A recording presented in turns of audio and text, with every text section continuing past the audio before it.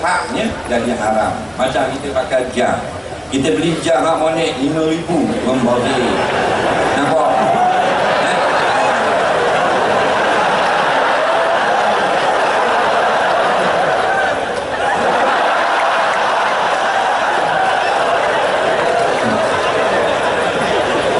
Siapa 150,000, 200,000 ulama kata haram. Siapa boleh buat masjid jam ni? Nampak? Jadi kalau ratus-ratus ribu untuk bunga api, inilah dipanggil membazir, melampau batas. Nah, kalau bunga api 15 riyal, 20 riyal untuk main tu makruh. Apa makna makruh? Ma yusabu tarikuhu wa la yu'aqabu fa'il. Kalau kita buat tak dapat dosa pun, tapi kalau kita tak buat boleh pahala kerana kita selamatkan harta kita. Tapi jangan siapa balok dalam bab bunga api je, bukan perkara mungkar. Dia masalah amalan kita. Nah, jadi kita beri nasihat pada pihak berkenaan. Kalau bolehlah, selagi mana pasarana untuk rakyat, untuk kemudahan orang ramai belum lagi lengkap. Nah, jadi kurangkanlah bunga api ratus-ratus ribu lagi.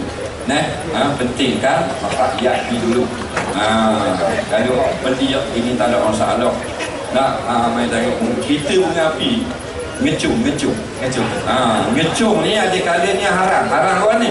Kalau siapa pucung tangan haram, pucung tangan bini main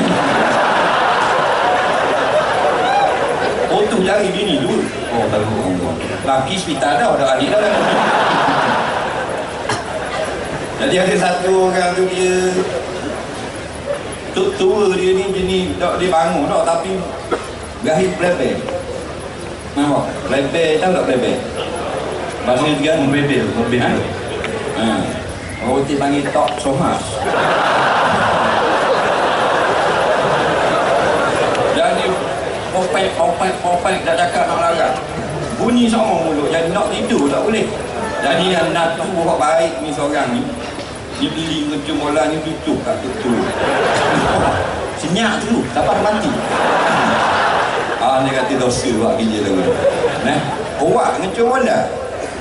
Jadi bunga api kalau main biasa makruh. Kalau melampau atas sampai ratus-ratus ribu, hukumnya tak syok lagi pada haramnya. Wallahu a'lam. Oh, alhamdulillah ya. Kadang-kadang orang silap, duk penting bunga api, bunga tayar tak nak tukar. Kata babas kereta. Maaf saya terdapat. Sekolah pondok. Terima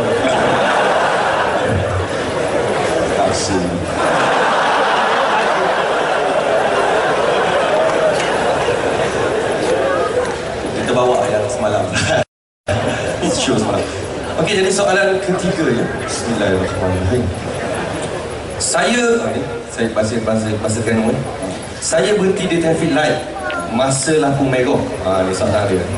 Boleh tak saya jalan sebab dekat tengah malam? Lagi pun tak ada sebuah kereta pun di situ selain kereta saya seorang je. Kereta tapi seorang. Saya berhenti di traffic light masa lampu merah. Boleh tak saya jalan sebab masa tu tak ada orang, tinggal kereta saya seorang je? Dia tunggu Ustaz tengok ada saya. Soalan ketiga. Kita tak lebong tu.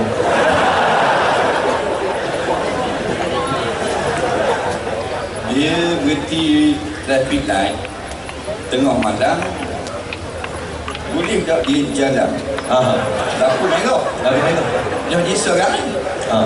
Jangan.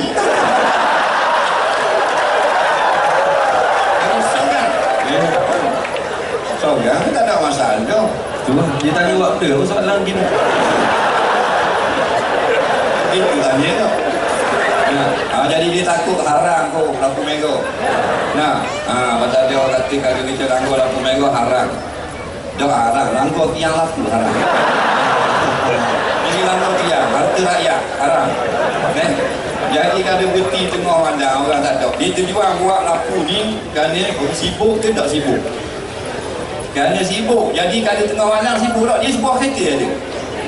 Tak sibuk, tak ada sibuk jalan. Tungguan dia situ. Lepas tu kerja kalau maknanya dia buat traffic light tu kerana ada simpang tak betul.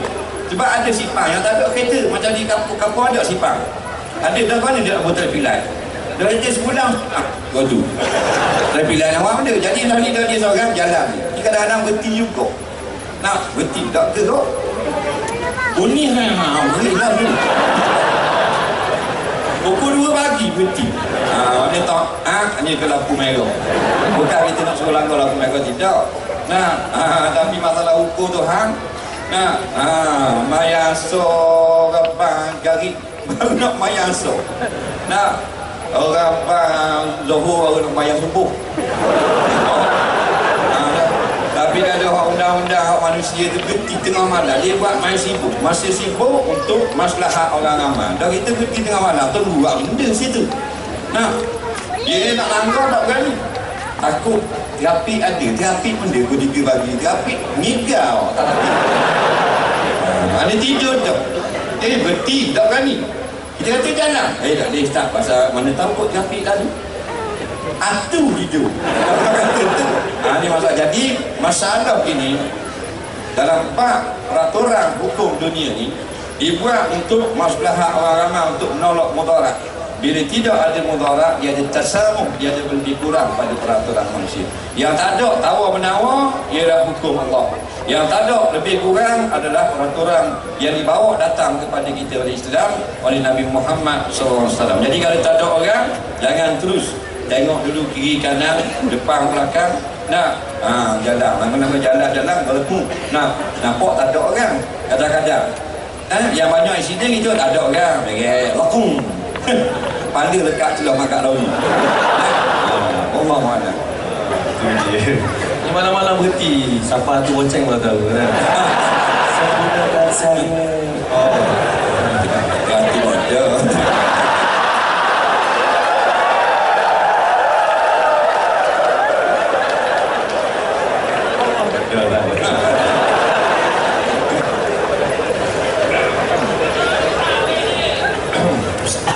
Bismillahirrahmanirrahim. Soalan seterusnya, soalan keempat.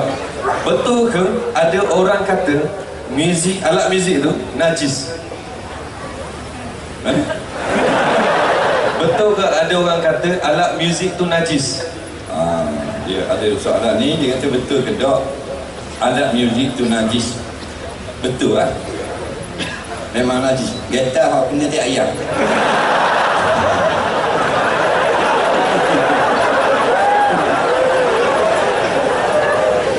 Jadi najis ni kalau kita belajar dalam kitab-kitab fiqh, benda yang keluar daripada kemaluan, darah, nanah. Binatang yang najis dua, anjing babi dalam mazhab Syafi'i. Nampak?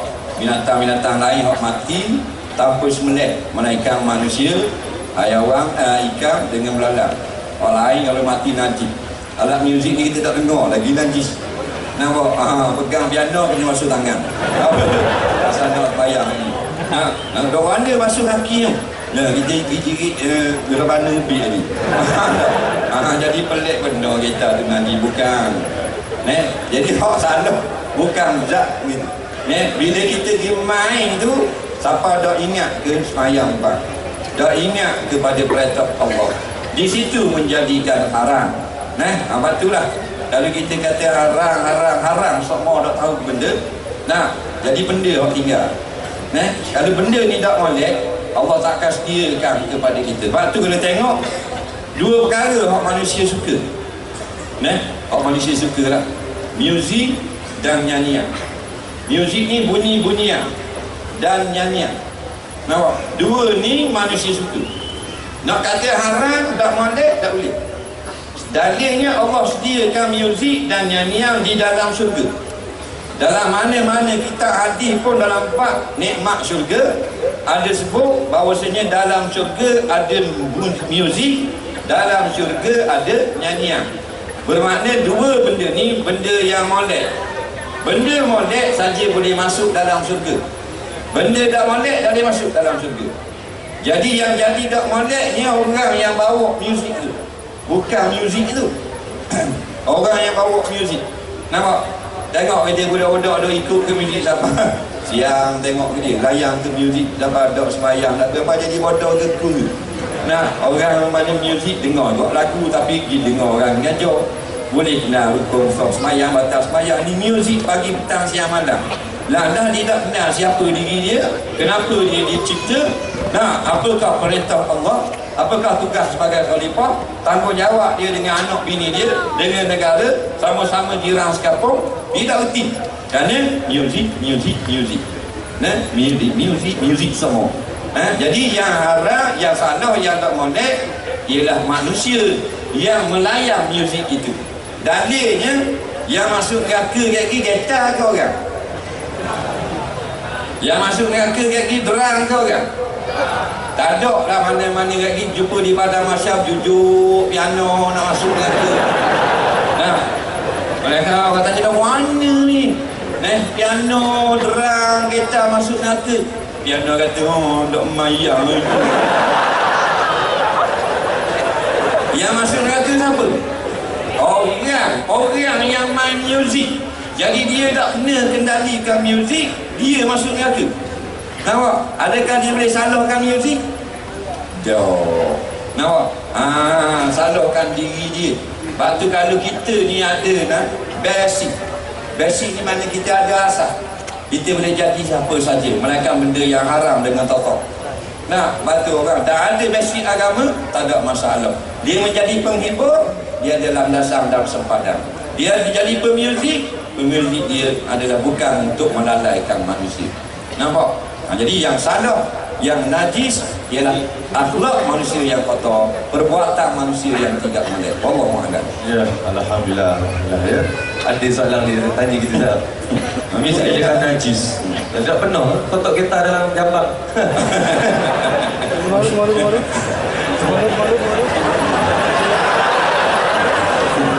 No dalam tanah awak.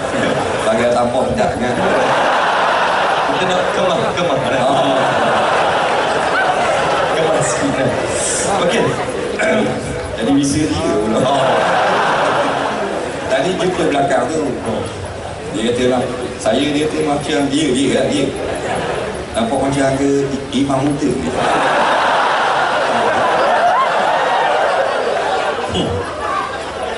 Tunggu orang kata.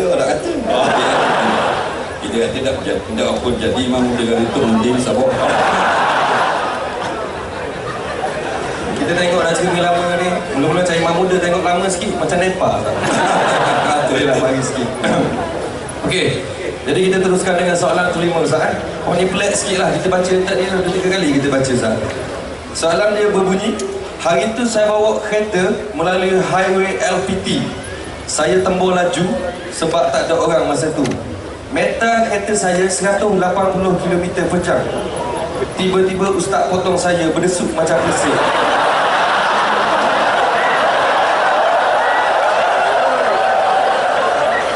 Bawah sekali. Jadi soalan dia, berapa meter kereta?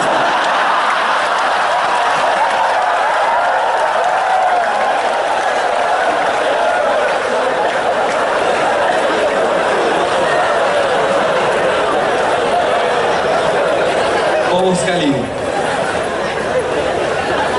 Hari itu, sekali lagi saya ulang. Hari itu saya bawa kereta saya melalui highway LPT. Saya tembur laju sebab tak ada orang masa tu. Meter kereta saya 180 km/jam. Tiba-tiba ustaz potong berdesuk macam pesik. Jadi soalan dia, berapa meter kereta ustaz masa potong kereta saya?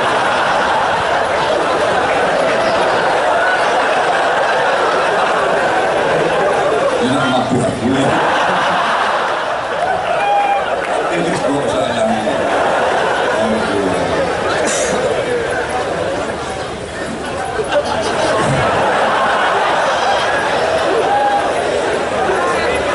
Jawab mana kan? Dia lari 180 kita potong lagi. Berapa meter sekarang? Meter Malaysia.